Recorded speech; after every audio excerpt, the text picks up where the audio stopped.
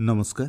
आकाशवाणी कटक आंचलिक संवाद पढ़ुचंती सत्यव्रत बेहुरा। महानदी जल विवाद प्राधिकरणर अध्यक्ष जस्टिस बेला एम त्रिवेदी और अन्य 2 जन सदस्यों को नहीं गठित महानदी जल विवाद प्राधिकरण आसंता 26 तारिख ओडिशा गस्तरे आसिबे। छत्तीसगढ़ और ओडिशार अधिकारी 7 जणिया दल हीराकुद जलभंडार परिदर्शन करी स्थिति अनुध्यान करिवे।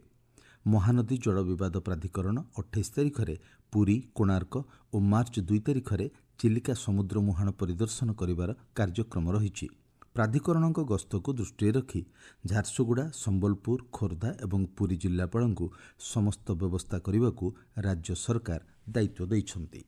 मिशन शक्ति जरिया राज्यर लक्षाधिक महिला स्वयं सहायक गोष्ठी डिजिटाल भाव सशक्त हो पारिछन्ति बोली उपमुख्यमंत्री प्रभाती परिडा कहिछन्ति। भुवनेश्वर स्थित मिशन शक्ति भवन में अनुष्ठित समीक्षा बैठक में चलित आर्थिक वर्षर विभिन्न कार्यकलाप संपर्क में समीक्षा करी श्रीमती परिडा कहिछन्ति मिशन शक्ति विभाग महिला मानकु सफल उद्योगी तथा समाजर अग्रगामी नेतृत्व भाव गढ़ी तोलिबारे गुरुत्वपूर्ण भूमिका ग्रहण करिछि। भारतीय रिजर्व बैंक भुवनेश्वर में नुआ उच्च सुरक्षा संपन्न डाटा सेंटर प्रतिष्ठा करिछि। राज्य में आर्थिक भित्तिभूमि सुरक्षा को आहुरी दृढ़ करने उद्देश्य प्रतिष्ठा करा जाइथिबा एही केन्द्र आरबीआई मुद्रा परिचालना और देय कारबार सहज हो पारिबो। अन्य पक्षरे साइबर आक्रमणरू सुरक्षा जोगाइबा क्षेत्र में एही केन्द्र गुरुत्वपूर्ण भूमिका ग्रहण करिबो बोली कहा जाइछि। ओडिशा राज्य पुलिस विभाग पक्षरु गत 10 दिन धरी जारी रहितिबा साइबर अभियान कवच अधीन 3625 बेनामी बैंक खाता जांच करा जाइछि। एही सबु मामलार 187 जन अभियुक्तों को गिरफ्त करा जाइथिबा जणा पड़िछि। पुलिस महानिर्देशकଙ୍କ निर्देश क्रमे जिला साइबर अपराध शाखा पक्षरु जारी रहितिबा एही अभियान ने सीआईडी, क्राइम ब्रांच सामिल होइछन्ति। साइबर अपराधी मानक आर्थिक भित्तिभूमि को दुर्बल करने एही अभियान लक्ष्य रही। राज्य में थिबा समस्त महाविद्यालय गुड़ी को आसंता मार्च मास 31 तारिख सुधा आत्मरक्षा कौशल प्रशिक्षण शिविर आयोजन निमंते उच्च शिक्षा विभाग पक्षरु चिठी लेखा जाइछि। प्रशिक्षण शिविरर संपूर्ण विवरणी एप्रिल मास 30 तारिख सुधा राज्य सरकारक HIMS पोर्टाल ले अपलोड करबा पई कहा जाइछि। चलित वर्षर प्रथम चंद्रग्रहण आसंता मास 3 तारिख दोल पूर्णिमा संगठित हेब। अपराह्न 3:20 ग्रहण आरंभ होई 3 घंटा 27 मिनिट पर अर्थात संध्या 6:47 सर्वमुख्य हेब।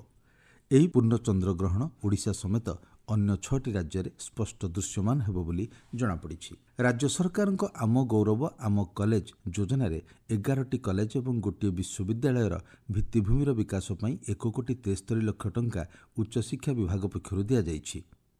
पांठि विनियोग करा जाई कॉलेज गुड़िकरे इंटरनेट सुविधा, सीसीटीवी व्यवस्था, पाठागार और परीक्षागार गुड़िकर उन्नतीकरण और क्रीड़ा भित्तिभूमि सुदृढ़ करबा पई कहा जाइछि। गंजाम जिला मंत्रीडी स्थित कृषि विज्ञान केन्द्र में मिश्रित मत्स्य चाष संबंधी 5 दिनिया प्रशिक्षण शिविर उद्यापित होइछि। हैदराबाद स्थित राष्ट्रीय मत्स्य विकास बोर्ड प्रयोजन अनुष्ठित कार्यक्रम में वैज्ञानिक पद्धति माछ चाषर गुरुत्व और ग्रामीण रोजगार उपर आलोचना होइथिला।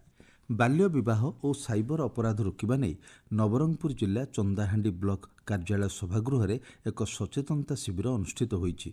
कार्यक्रम में बाल्य विवाहर कुपरिणाम और साइबर ठकईरू सुरक्षा संपर्कित विभिन्न सरकारी योजनागुड़िक उपर आलोचना होइथिला। मालकानगिरी जेल साही रे मां नाटकेश्वरी यात्रा आरंभ होइछि।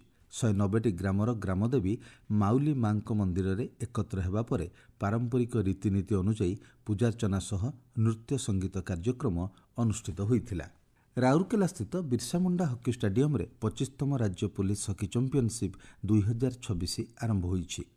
ଏହି ପ୍ରତିଯୋଗିତା पुलिस विभाग मध्य उत्तम समन्वय सृष्टि करिବ ବୋଲି ଏହାକୁ उद्घाटन କରି पश्चिमांचल डीआईजी ब्रिजेश राय କହିଛନ୍ତି।